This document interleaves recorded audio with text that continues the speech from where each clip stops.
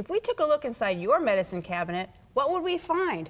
Is yours a catch-all for old medications, worn-out toothbrushes, makeup tools, and more?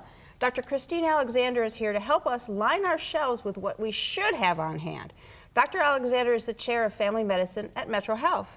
Welcome to the show. Thank you so much. Well, you've done some shopping here for us, and you've unpacked all kinds of items that we should have in our medicine cabinet. So where do we start? Absolutely. Well, I like to think of things in terms of categories. So things that you must have for urgent needs, things for aches and pains, and things for kind of first aid sorts of problems. Okay, so let's get started, I guess, on urgent needs. The urgent needs. So one of the first things I like to talk about is having a thermometer.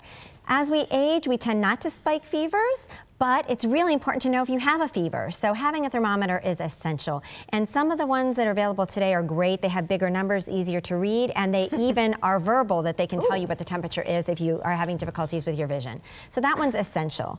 The second is a bottle of baby aspirin. If you're worried that you're having a heart attack or you're having symptoms consistent with a heart attack, take a baby aspirin. It really can be life-saving. The quicker you have it, the better it is. And then the oral rehydration solution. We've got the kids' form of it here, but it works well for adults too. And that's if you're having vomiting and diarrhea. Okay. And then we move into aches and pains, which we all have. Absolutely. So these things might already be in the cabinet, but just to remember, something like a Bengay, a topical solution that you can rub on that, you know, for those sore joints. Compresses here that you could use for hot or cold, depending on if it's muscular or swelling related. And then two very common medicines, acetaminophen, which you might know as Advil, or acetaminophen as Tylenol. Yeah. And that's really great for arthritis, but remember, if you've got a liver problem, gotta be a little careful there. And then ibuprofen, which is the Motrin, you know, that sort of stuff.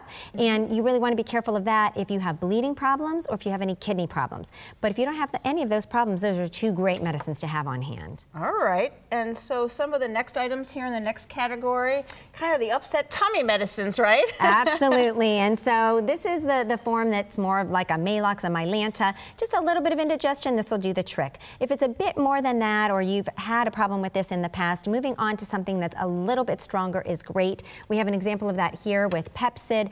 I tend to like that one because it doesn't interact with as many medications as some of the other options. So these also are great to have on hand. Man, medication interactions you have to watch out for too. Absolutely.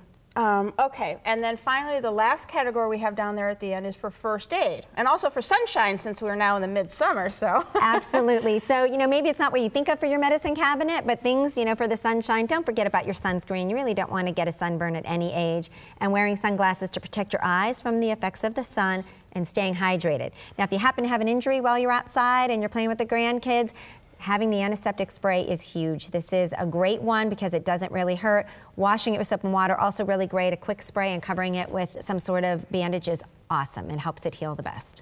So keep hydrated, keep protected, and have some things on hand and you'll be good to go this summer, huh? Absolutely. Don't wait for a problem to happen, right? Let's just have it fully stocked and ready to go if you need it. Absolutely. Okay. So Dr. Alexander has provided us with a healthy list of items to include in our in-home infirmary. Follow her advice and stock up on these health-related staples. My thanks to Dr. Alexander for joining us today. It's my pleasure. To learn more, call MetroHealth at 216-778-7800 or visit their website, www.metrohealth.org.